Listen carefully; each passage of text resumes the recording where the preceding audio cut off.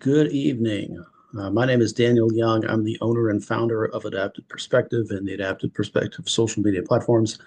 And I am back to talk closed-end funds and how they can help us improve our investing and our outcomes. So this is an unedited video. Who knows what you'll hear in the background as I film these in my house. I am not a financial advisor. I am a financial strategist, really just an overall strategist. And I don't speak like the herd. Meaning I don't speak like everybody else. I want to give it to you straight and I want to be honest and transparent. So I walk in limited company and sometimes I walk alone.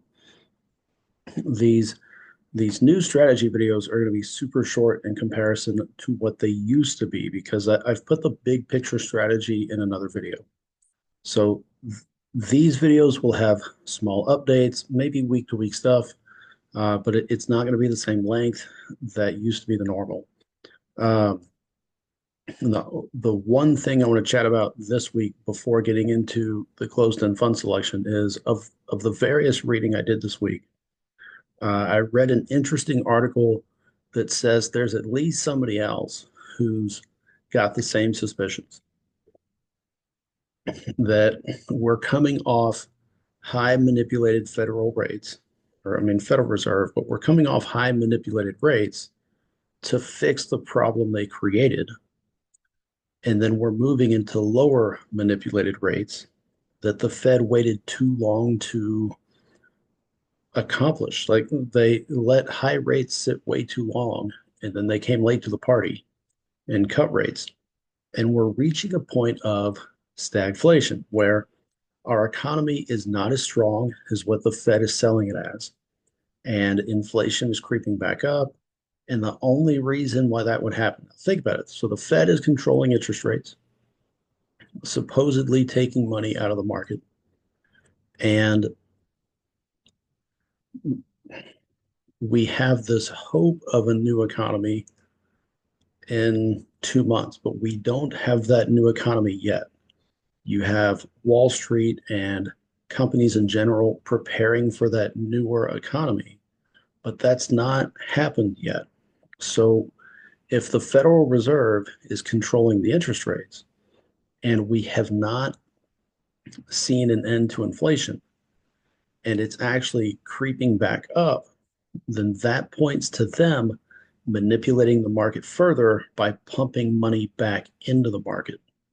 So instead of quantitative tightening, like cutting rates excuse me, increasing rates crazy fast, now we have quiet quantitative easing where they're printing money again, but they're doing it low key, meaning they're not announcing it and they're cutting rates and we're still seeing inflation go up. The only reason inflation would go up is if we're printing more money, thereby devaluing currency. So they're cutting rates, but they did it too late. And now they're pumping money back into the market and they're doing it too early. And the economy is not humming along. It just looks like it is. Inflation has become sticky. And quite honestly, the Fed looks like they're trying to keep it in motion. And I can't, I mean, we can talk about the nefariousness of the Federal Reserve and the deeper underlying parts of government. But if you wanted to keep your job in front of the coming administration, you would be super transparent and admit what happened and admit the faults if you wanted to help keep your job. But if you wanted to further hide all the crap that you've done and really try to hamstring the group coming in, you would do what the Fed's doing. The Fed doesn't care about you and me. They care about themselves and power. So they're further manipulating the markets, they're further manipulating our economy, and they are screwing every one of us. So, on top of the uh, increasing inflation, so we have crazy high rates, getting cut to lower rates, and all of those things. Plus, you've got the current mandate on oil, and that's just not helping things either. Uh, but now we have more companies laying people off. And what I've been saying for a while, and the people, quite honestly, the people I read have been saying for a while, is everybody's hoping for a soft landing or no landing. But what happens when we end up with a recession? Slowed growth, slow economy, right? Lowering rates, layoffs here and there. That sets the new administration up to deal with a recession and all of that right at the front. And it almost seems like the Fed is trying to front load the economy on top of that administrative policy change. And we're going to see how well the policies take place.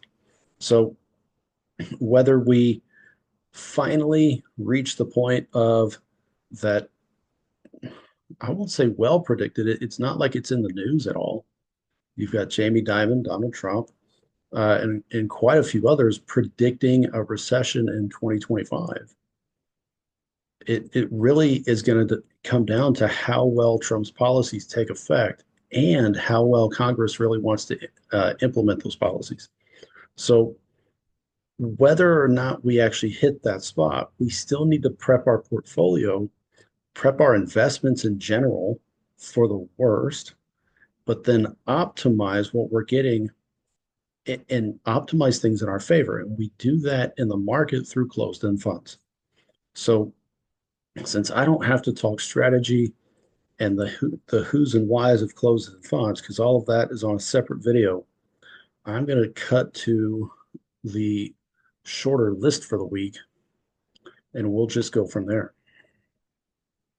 So let me share my screen. Come on, Zoom.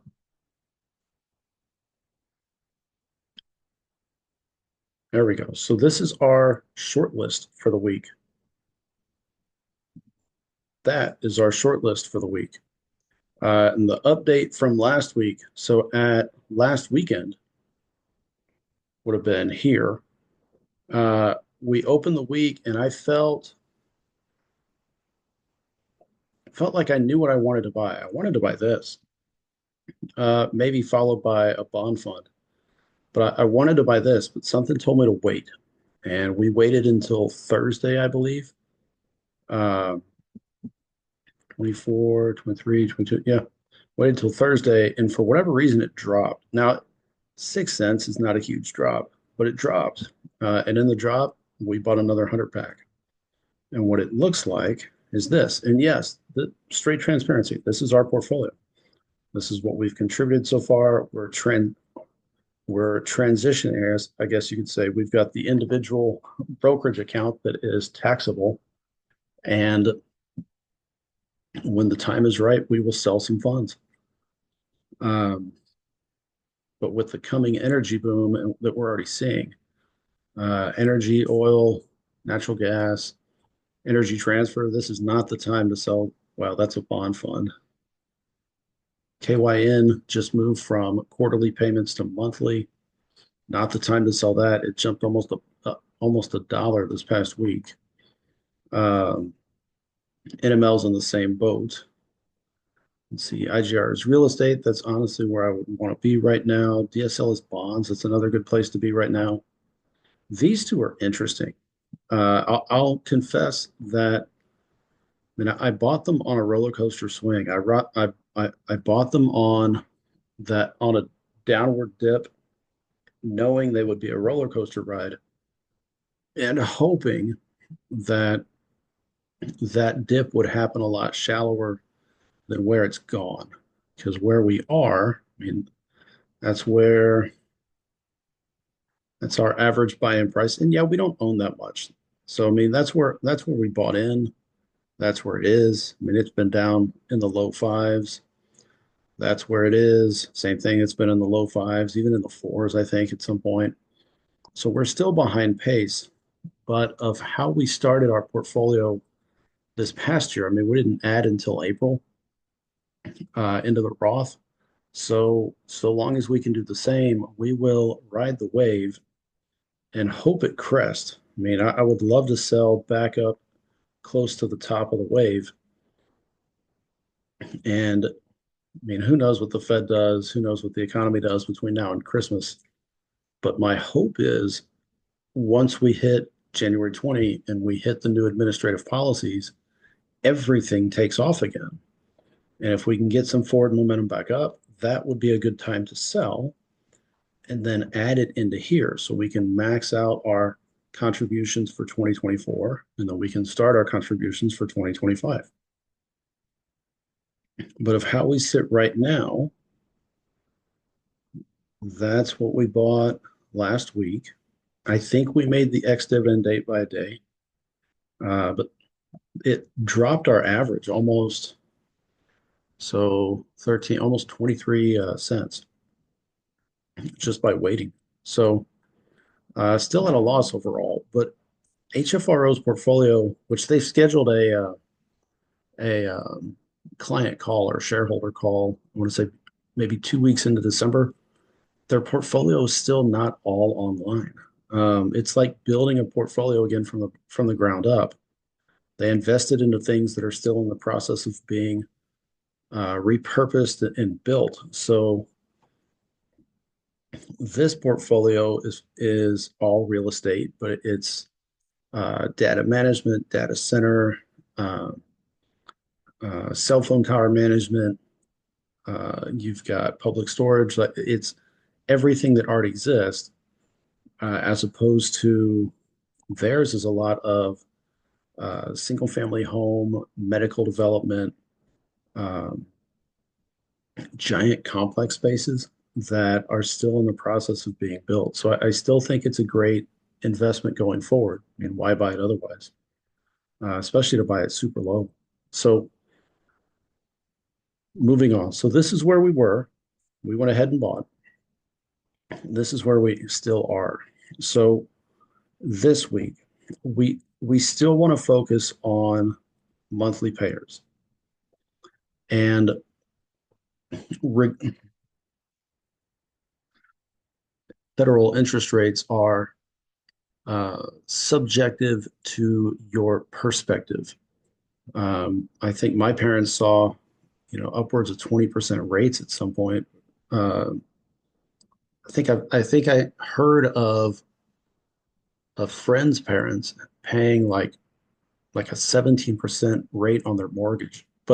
And you can argue the house was a lot cheaper and the dollar wasn't as devalued. You can argue a lot of things, but gosh, I can't fathom a 17% mortgage at all.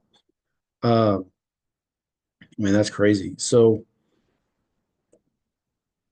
at 6% rate, I mean, there are a ton of people waiting for the rate to drop. I just don't think they're going to see it in the immediate near future. But with the current market and stagflation, and even just this still hinted at recession, the places I would be are highlighted.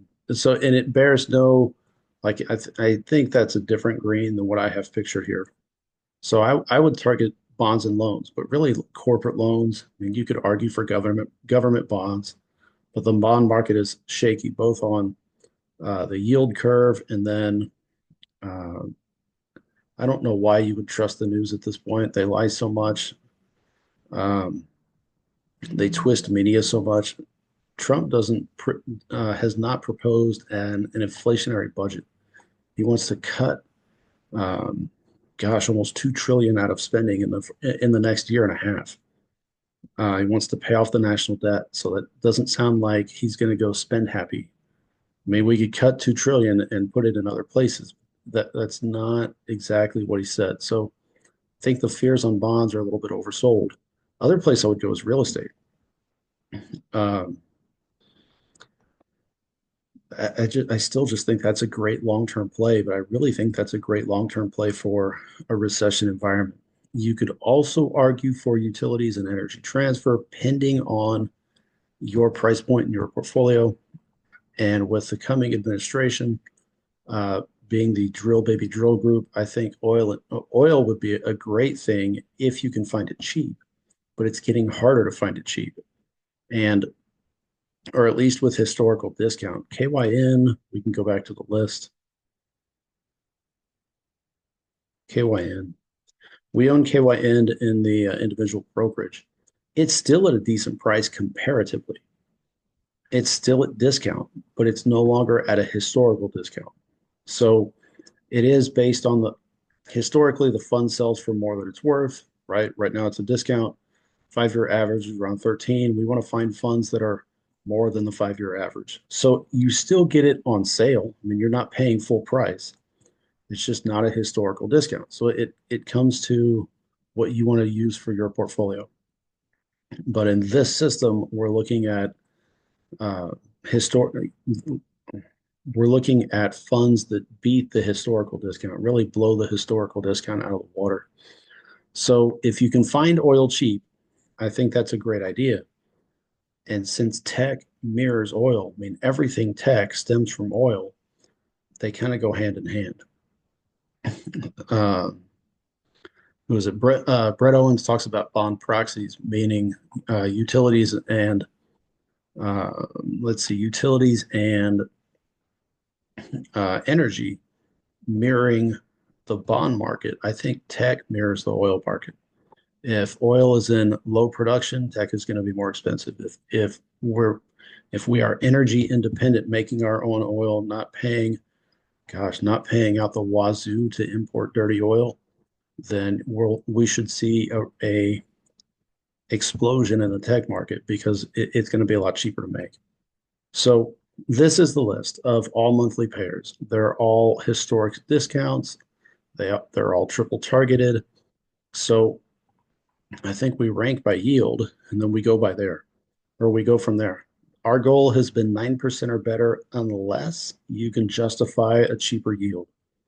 And on the list, we'll just query out that TEEF is everything. TEEF doesn't make sense to me in the sense that everything renewable is not actually renewable.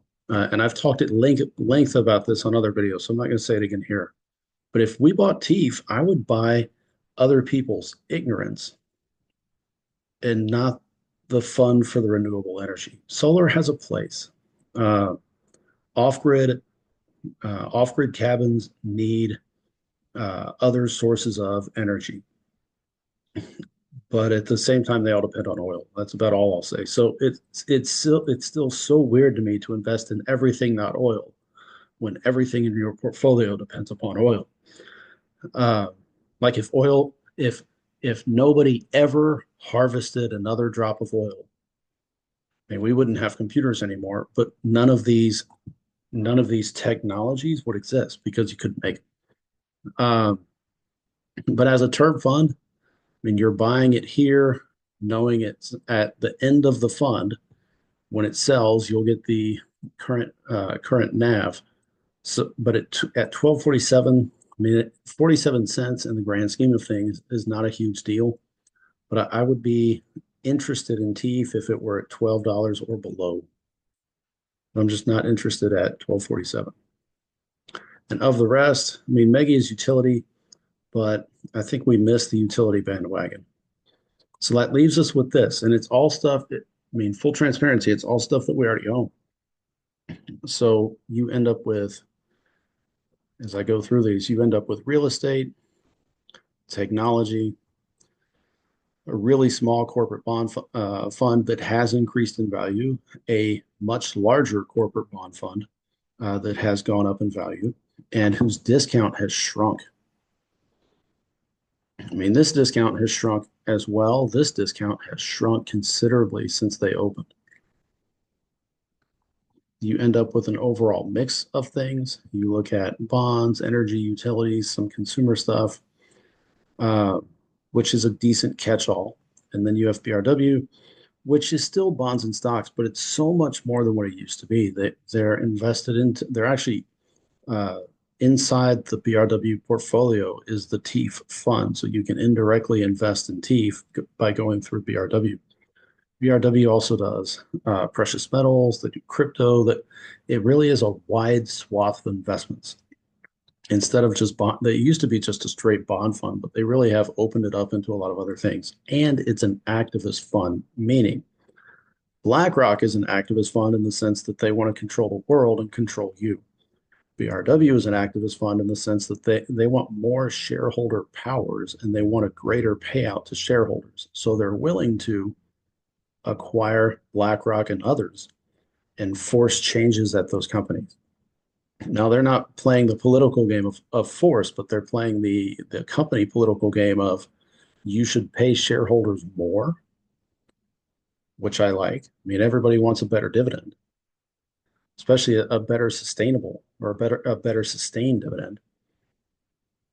But you have BRW buying enough of BlackRock to challenge their board selection and maybe change somebody on the board, and not just at BlackRock. They've done it at several companies to the point where the CEF Connect website, where I get the vast majority of information, like just base information on cost, dividends, uh, net asset value, basic curve, basic tracking between discount and overall value. Where I get that information, they've taken the two Saba funds, BRW, and then Saba itself, which is primarily government.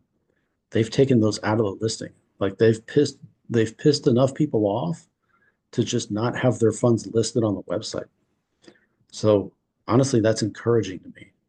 But of where we are right now,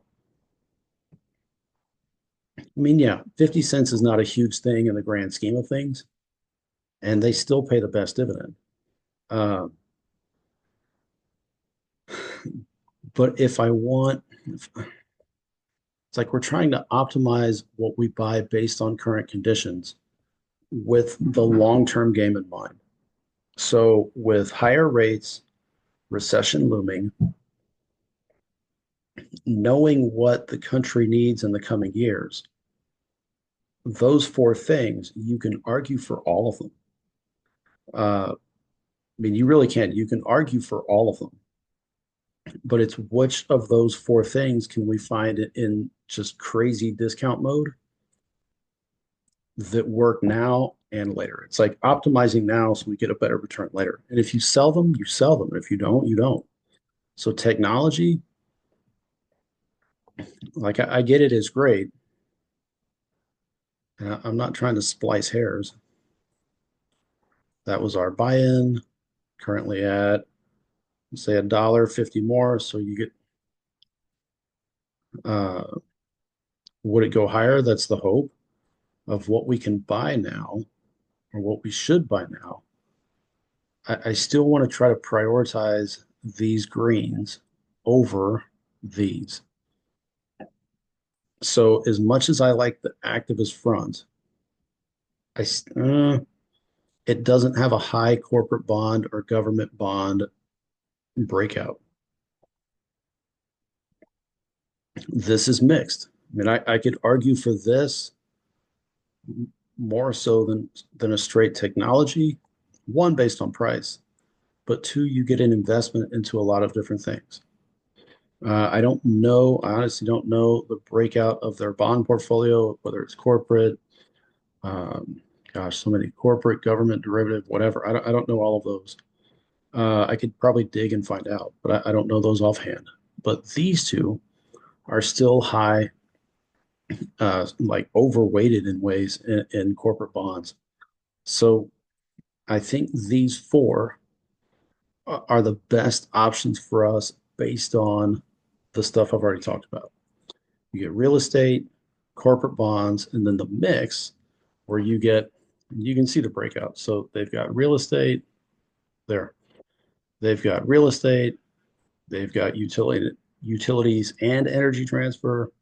Plus you've got bonds. So you get the trifecta of things. Plus they've got some other stuff.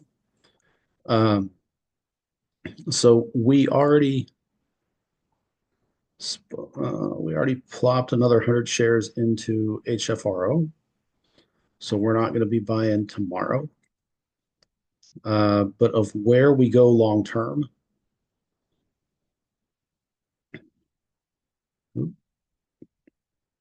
this mouse is finicky. It's crazy sensitive days and not sensitive at all on different days. So of where we go long term, 500 is kind of the general comparative mark at the moment. I'm okay with buying more than 500. Like if we added another 100 spot here before we added something else, another purchase somewhere else, that's fine. But if I'm not buying here, it's almost like I want to try to raise everything else to that mark. And I don't know, I don't have a great reason for that other than that's just the general benchmark, I guess you could say in my own head.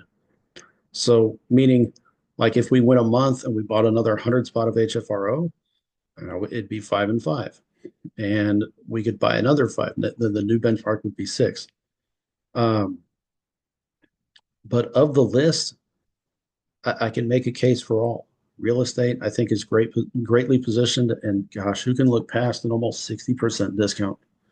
CIF and FCO hit our primary objectives on bonds, heavy weighted in corporate bonds. You get the with all American company, you're not exposed to the risk of the overall global markets. And then I mean, that hits. I mean, tech is the consumer. I'm not a huge consumer guy. Um, you can, and yeah, I've argued for consumer as being part of all of this in ways, but um, you get tech, you get utilities, energies.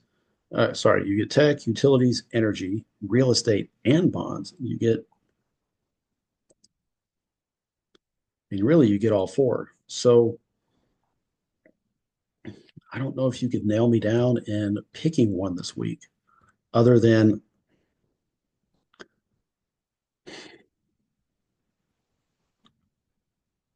the easiest thing you look at if you want the greater payout, HGLB, which if it jumps back up, that's what the payout used to be. FSCO has been consistent. CIF has been it has been slowly increasing. HFRO it was cut in half at the beginning of the year.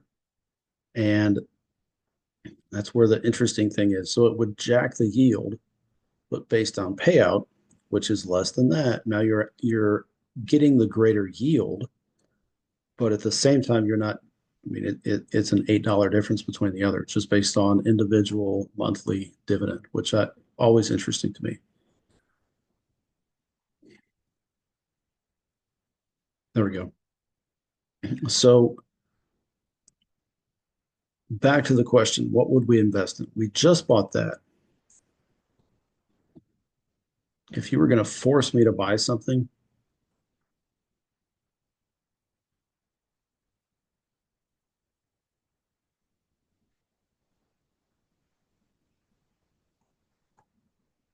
if you were going to force me to buy something, hmm, yeah, I still got to go with bonds being oversold. I would go there. Um, a close second would be here. CIF, I wanted to limit it. I didn't, well, honestly, the goal with CIF was to buy it low and uh, 500 at max, but buy it low and again play the roller coaster game because it will do this. So it's buying it low in the trough, waiting it to go back up to about $3, sell it, and then put the money somewhere else. Um, so if this dips back into like which I get it. I mean, we're cutting pennies at this point, but if it dips back below 1.7, then maybe. Otherwise, still got to prioritize bonds. Real estate we just bought, that would tick a lot more boxes. So that's all I got. Let's see. Can I minimize this? All right, that's all I got. So if you, I don't know, if you disagree with me, by all means, leave me a comment and explain why. But if you like the content, consider subscribing to my channel. Hit the like button because it really does push videos out. And I still have another video to make.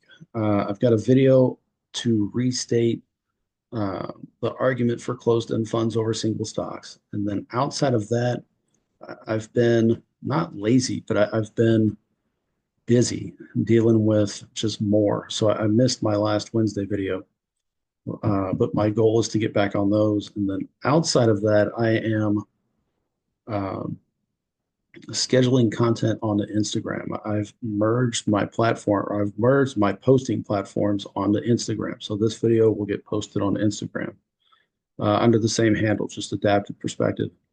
And I'm working to both learn the platform for later use, but I'm also working to blend in our 12 steps to financial freedom all under the same umbrella. So instead of posting on two different playlists here and then Pinterest account and then two different Facebook pages, I'm still keeping my YouTube channel, uh, still have the Pinterest account really as an ideas board and still sharing what I'm making on here. But instead of running two different Facebook groups at the same time and uh, just always developing content for both, instead of doing that and doing it separately, instead of doing that, I'm merging everything under the same umbrella onto Instagram at the adapted perspective handle, and then also posting a little bit to threads, but really primarily focusing on Instagram. So if you want to find me and talk strategy, find me on Instagram. If you want to discuss closed-end funds or what you're seeing in the market, I mean, you can still find me on Instagram, but comment on the videos because I do. I enjoy the interaction. So uh, it's Thanksgiving week, and anything could be on your horizon. So if you're staying local or traveling, whatever the week has in store for you, I hope it goes well. I hope it's low key on the drama end. I hope you get to really enjoy the break, and I hope you have a break. But if you don't have a break, I hope you still enjoy your day and your week. Um, I wish you well. I wish you safety. It is unseasonably warm down here in South Texas, but I mean that's just being in a subtropical climate, to be honest. Um, yeah, such is life. So whatever you have for the week, I wish you well. I wish you safe travels if you're on them, and even if you're not, I wish you a safe travel from home to work and back. So happy Thanksgiving, everybody. I will see y'all on another video. Hope you have a great week. Bye bye. Oh, there we go. Bye bye.